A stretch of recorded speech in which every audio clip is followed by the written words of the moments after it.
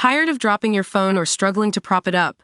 Meet the PopSockets phone grip with expanding kickstand in black, your new must-have accessory. Don't miss out. Grab yours today. Click the link in the video description to shop now on Amazon. Welcome to TV Wire Daily. I'm your host. Today we're diving into a shocking story from supermodel and actress Christie Brinkley that's got everyone talking. Christie Brinkley has just released her memoir, Uptown Girl, which delves into her life, love, and marriage, including a particularly painful chapter about her husband Peter Cook. According to the book, in 2006, at a graduation speech she gave at a Hamptons high school, Christie was approached by a stranger who claimed that her husband was having an affair with his teenage daughter. Can you imagine walking away from a speech only to be confronted with this devastating news? Christie froze for a moment before looking at Cook, who was sitting in the audience with their son Jack, now 29.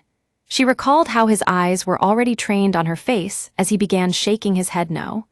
The scene is just as jarring as it sounds. As the wife of architect Peter Cook, Christie had been through a tumultuous 10-year marriage that ultimately ended in divorce after announcing they were splitting in July that year.